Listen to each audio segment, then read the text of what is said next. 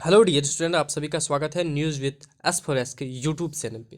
Friends, आज के video में हम करेंगे क्लास 10th के विज्ञान मॉडल सेट का दूसरा सेट।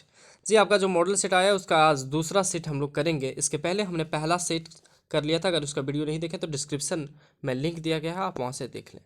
आप लोग इंस्ट्रक्शन को तो जानते हैं कि आपके जो मॉडल पेपर हैं सभी प्रश्न अनिवार्य रहेंगे। 40 प्रश्न के जवाब देने हैं। 40 प्रश्न के एक एक अंक करके 40 अंक रहेंगे। प्रत्येक प्रश्न के 4 विकल्प, सही विकल्प का चयन करना है। गलत उत्तर के लिए कोई अंक नहीं काटा जाएगा, ये आप ऑलरेडी जानते हैं। ठीक है, तो आप सभी को सर्वप्रथम वीडियो शुरू करने से पहले हैप्पी दीपावली। दीपावली की आप सभी को ढेर सारी शुभकामनाएं। तो चलिए शुरू करते हैं आज का प्रश्न। पहला प्रश्न आप लोग देख पा रहे हैं, कुछ इस प्रकार है कि यदि किसी अवतल दर्पण की फोकस दूरी f तथा वक्रता त्रिज्या r हो तो क्या होती है। आप लोग को बताए थे कि r बराबर क्या होती है, 2f होती है। फोकस दूरी क्या होती है, तो फोकस दूरी हो जाएगी r/2। तो फोकस दूरी क्या होती है, वक्रता त्रिज्या की आधी होती है। f बराबर r/2। Option B number correct होगा इसका। दूसरा है कि प्रकाश के अपवर्तन के कितने नियम हैं। आप जानते हैं कि प्रकाश के अपवर्तन के कितने नियम हैं, 2 नियम हैं। ऑप्शन बी होगा इसका राइट आंसर। अगला है, समतल दर्पण द्वारा बना प्रतिबिंब होता है।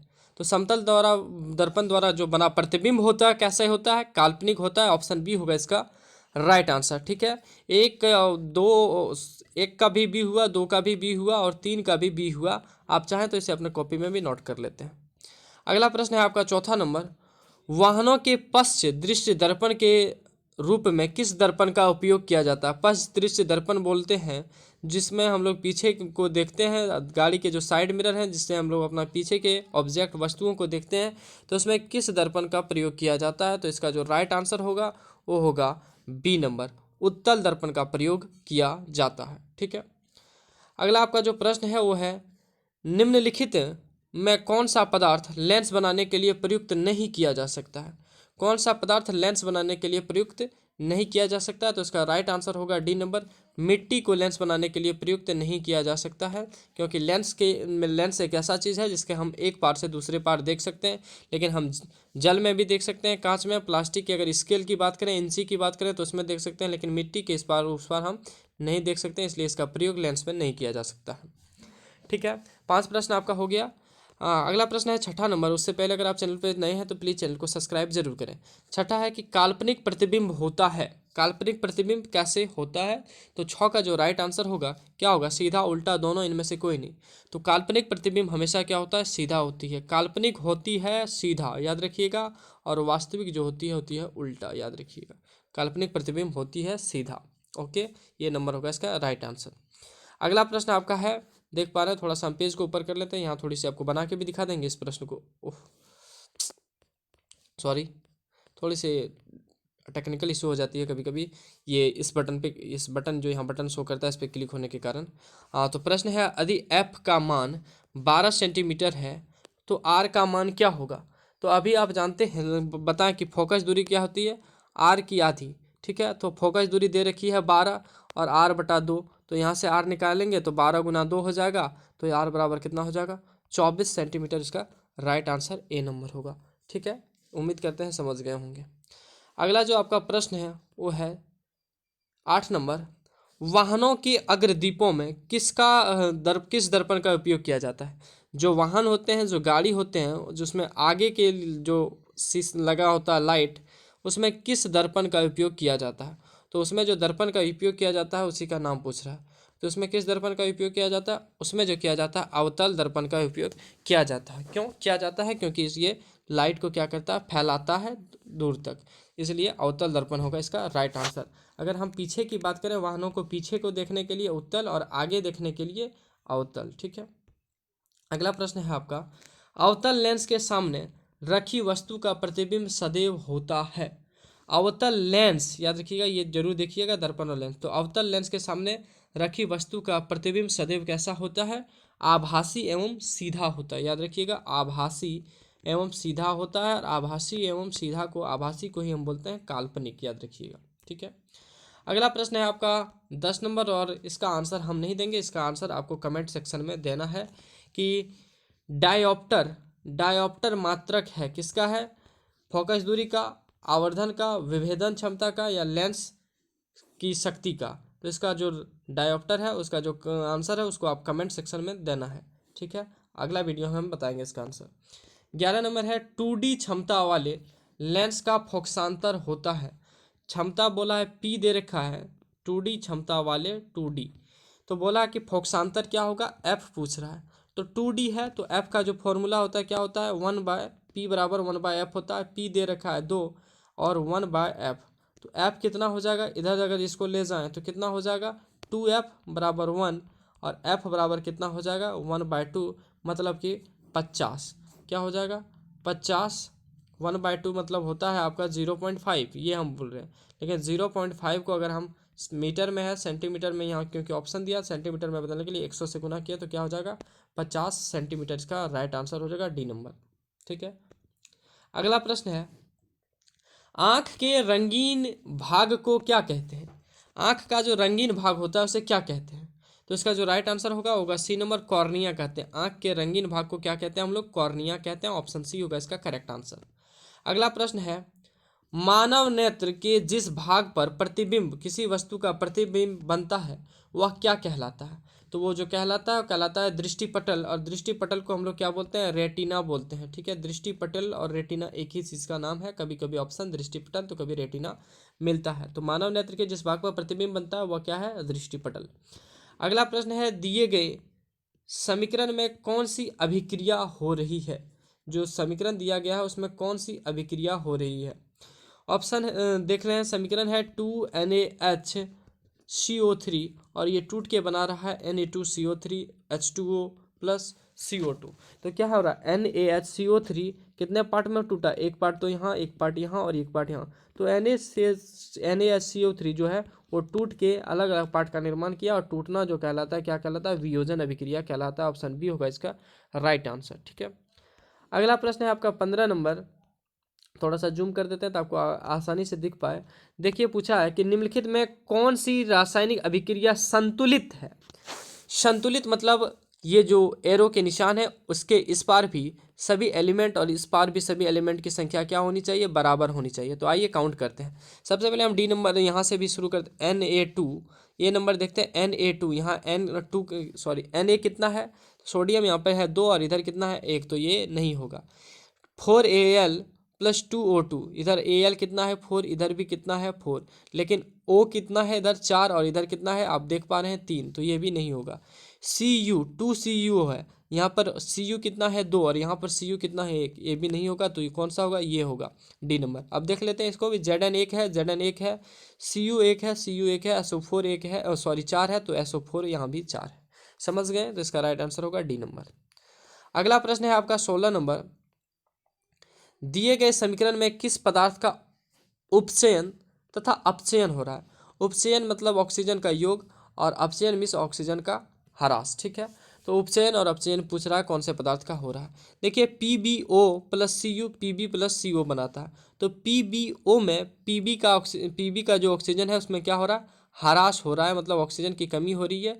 तो बाद में है अपचयन, तो Pb जो होगी वो बाद में होगी, ठीक है। तो इसका Pb क्या हुआ, बाद में हुआ, बी नंबर। और अपचयन उपचयन जो है Cu का क्या हो रहा है, उपचयन हो रहा है। यहाँ ऑप्शन में थोड़ा सा गलती, CuO होगा, ये होगा इसका Cu। तो इसका राइट आंसर क्या होगा, 16 का राइट आंसर होगा बी नंबर। ये ऑप्शन में थोड़ी सी अपनी गलती की है, तो इसका आप कोई दिक्कत नहीं, इसका राइट आंसर होगा बी नंबर। 17 नंबर आपको दिया है कि विकृत गंधिता कौन सी अभिक्रिया के कारण होता है। जो विकृत गंधिता होती है वो कौन सी अभिक्रिया के कारण होती है। तो इसका जो राइट आंसर होगा 17 का होगा ए नंबर, उपचयन अभिक्रिया के कारण विकृत गंधिता होती है। अगला जो प्रश्न है आपका देख पा रहे हैं, चूने से सफेदी कराते समय चूना में पानी डालने पर उष्मा निकलती है और इनमें से कौन सी अभिक्रिया होती है। चूना कभी आप देखे होंगे, अगर यदि एक बीकर में ले लेते हैं और इसमें चूना अगर रखा हुआ है और उसमें आप क्या डालते हैं, पानी डालते हैं, तो देखते होंगे इससे क्या निकलती है, उष्मा निकलती है, हीट निकलती है। तो वही पूछ रहा है जो उष्मा निकलती है तो कौन सी अभिक्रिया होती है। तो इसका जो राइट आंसर होगा सी नंबर, उष्मा निकलना उष्माक्षेपी कहलाता है। और उष्मा तो उसी में था और उससे निकल रहा है, इसे संयोजन अभिक्रिया कहलाती है। उसमें ऐड हो गया एक उष्मा, तो पहले तो उष्मा नहीं थी, उसके बाद जब डाले पानी तो क्या हुआ, उष्मा ऐड हुआ तब तो निकला, उष्मा जुट गया तब तो निकला। तो इसीलिए इसका होगा उष्माक्षेपी संयोजन अभिक्रिया, ऑप्शन सी होगा इसका राइट आंसर। 19 नंबर है, लोहे की कील को कॉपर सल्फेट के विलयन में डालने पर कॉपर सल्फेट के विलयन का नीला रंग धूसर हो जाता है। जो नीला रंग होता है धूसर हो जाता है। इस प्रक्रिया में कौन सी अभिक्रिया हो रही है?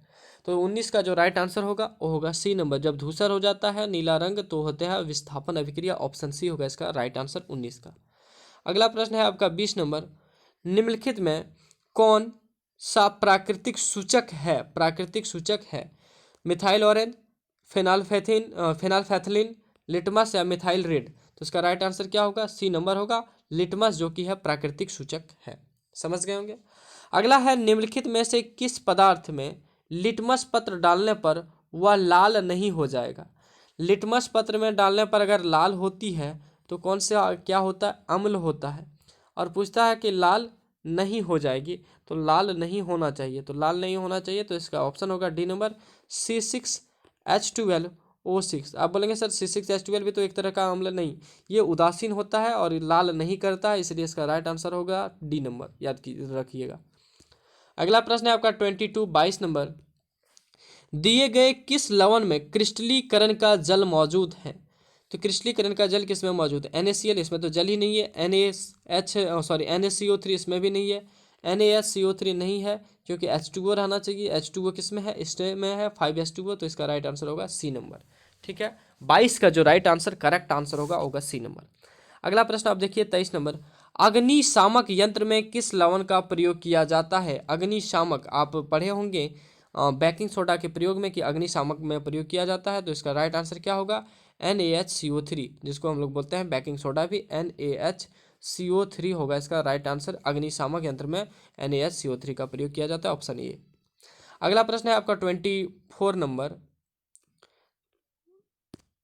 दिख रहा होगा थोड़ा सा, ये देखिए क्वेश्चन दिख रहा है कि जल की अनुपस्थिति में हाइड्रोक्लोरिक अम्ल अपना अम्लीय गुण प्रदर्शित नहीं करता है। जल की अनुपस्थिति में हाइड्रोक्लोरिक अम्ल HCl अपना अम्लीय गुण प्रदर्शित नहीं करता है क्योंकि उसमें H+ आयन उपस्थित नहीं रहते हैं। क्योंकि उसमें H+ आयन उपस्थित नहीं रहते हैं। 24 का होगा right answer B number. Okay. 25 है पदार्थ ABCD का pH मान क्रमशः 2, 7, 10, 14 है। इनमें से कौन अम्ल है? A का मान दे रखा है 2 है, B है आपका 7, C है आपका 10 और D दिया है 14 है। ये क्या है? pH मान दिया है और पूछा है कि कौन सा पदार्थ अम्ल है। और आप जानते हैं कि 7 से जो कम होता है वो होता है अम्लीय। तो इसका राइट आंसर क्या हो जाएगा? ए हो जाएगा ए। ठीक है, ऑप्शन ए होगा इसका करेक्ट, क्योंकि इसका मान कितना है? 2। अगला प्रश्न है आपका 26। इस चित्र में कौन अभिक्रिया हो रही है? ये जो चित्र दिया है इसमें कौन सी अभिक्रिया हो रही है?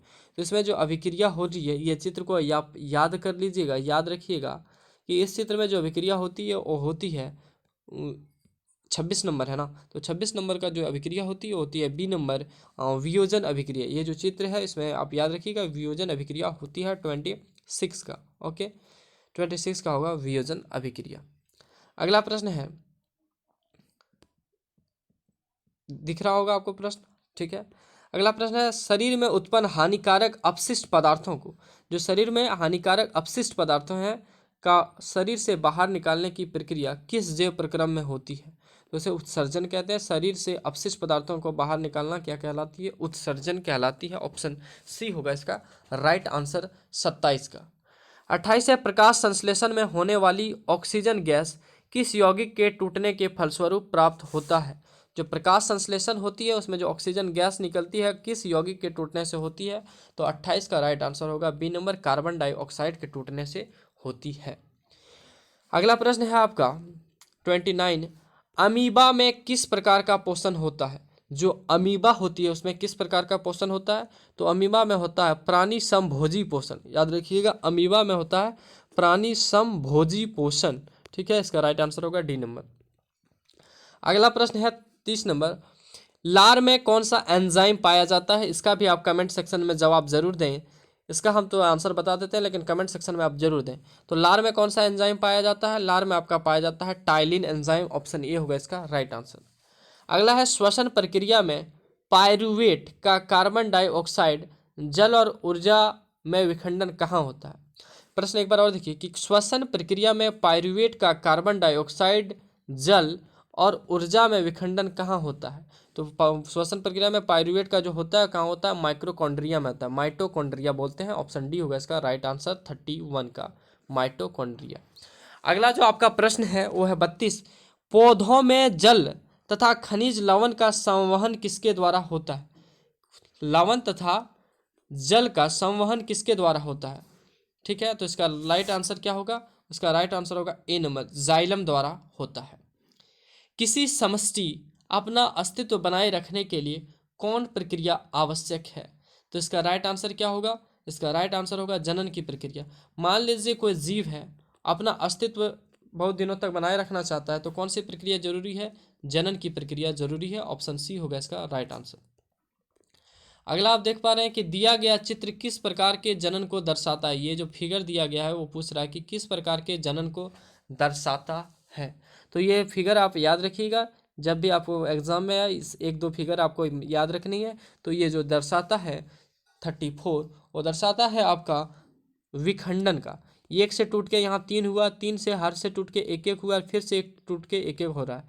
तो ये क्या हो रहा है? विखंडन हो रहा है, याद कर लीजिएगा इसको। अगला प्रश्न है आपका 35 नंबर, परागकण का एक पुष्प से दूसरे पुष्प पर स्थानांतरित होना क्या कहलाता है? परागकण का जो है एक पुष्प से दूसरे पुष्प पर स्थानांतरित होना क्या कहलाता है? परागन कहलाता है। ऑप्शन बी होगा इसका राइट आंसर 35 का, परागन कहलाता है। अगला प्रश्न है आपका, भ्रूण को माँ के गर्भाशय की किस भाग से पोषण मिलता है? भ्रूण को माँ के गर्भाशय से किस भाग से पोषण मिलता है? तो इसका राइट आंसर होगा ए नंबर, प्लेसेंटा से। अगला प्रश्न है आपका 37 नंबर, एक उत्तम ऊर्जा के स्रोत की क्या विशेषता है? उत्तम ऊर्जा के स्रोत की क्या विशेषता है? वह तेजी से जलता है, उसमें स्वयं आग लग जाए, प्रति एकांक द्रव्यमान अधिक कार्य करे, वह महंगा हो। तो जो इसकी विशेषता है एक उत्तम ऊर्जा की, एक अच्छे ऊर्जा की, वो विशेषता है कि प्रति एकांक द्रव्यमान अधिक कार्य करे। अगर स्वयं आग लग जाए तो क्या फायदा है? अच्छा स्रोत हुआ? नहीं। महंगा भी हो तो स्रोत अच्छा नहीं हुआ। और तेजी से अगर जल जाए, इतना बड़ा है तुरंत जल के खत्म, तो इससे फायदा नहीं हुआ। तो इसका राइट आंसर हो गया प्रति एकांक द्रव्यमान अधिक कार्य करे। इतना भी है तो इतना जैसा काम करे, तो यही होता है उत्तम ऊर्जा। इसका राइट आंसर सी हुआ। अगला प्रश्न है, पवन ऊर्जा का उपयोग करने के लिए पवन की चाल कम से कम कितनी होनी चाहिए? ये जो पवन ऊर्जा है उसका उपयोग करने के लिए जो पवन हवा की जो चाल होनी चाहिए, कितनी होनी चाहिए स्पीड? तो इसका जो राइट आंसर होगा 38 का, वो होगा ए नंबर, 15 किलोमीटर पर घंटा का स्पीड होना चाहिए पवन ऊर्जा प्राप्त करने के लिए। ठीक है। अगला प्रश्न है, निम्नलिखित में कौन समाप्य ऊर्जा है? समाप्य ऊर्जा जो है, जो समाप्त हो जाता है उसे समाप्य ऊर्जा का स्रोत कहते हैं। तो इसका राइट आंसर क्या होगा? 39 का होगा बी नंबर। इसका राइट आंसर होगा बी नंबर, कोयला। कोयला अगर एक बार समाप्त हो जाए नहीं हो, दोबारा प्राप्त नहीं होगा। लेकिन सौर ऊर्जा अगर खत्म हो जाए, सौर ऊर्जा आज हम यूज किए सोलर प्लेट का, तो कल फिर तो सूर्य भगवान उगेगी और फिर कल से हो जाएंगे। ठीक है। अगला प्रश्न है आपका और अंतिम प्रश्न है सेट 2 का, जो है ये अंतिम प्रश्न है। परागकोश होते हैं कहाँ होते हैं? तो परागकण में होते हैं। इसका राइट आंसर हुआ डी नंबर, परागकण में होते हैं। तो इसी के साथ आपका सेट 2 खत्म होते हुए हमने सेट साइंस का 2 सेट कंप्लीट किया, हिंदी का 1 सेट कंप्लीट किया, इंग्लिश का 1 सेट कंप्लीट किया, और साथ ही सोशल साइंस का भी 1 सेट हमने कर लिया कंप्लीट। अगर आप उस वीडियो को नहीं देखे हैं तो इस वीडियो के डिस्क्रिप्शन या फिर चैनल के प्लेलिस्ट में जाके वीडियो को देख सकते हैं। अगर आपको वीडियो अच्छी लगी है तो प्लीज़ चैनल को सब्सक्राइब कर अपने दोस्तों के साथ शेयर करें, साथ ही बेल आइकन को दबाना ना भूलें, ताकि जैसे ही अगला वीडियो अपलोड होता है तो आपको सबसे पहले नोटिफिकेशन मिल जाए। मिलते हैं फ्रेंड्स नेक्स्ट वीडियो में, तब तक के लिए आप सभी को धन्यवाद। जय हिंद, वंदे मातरम।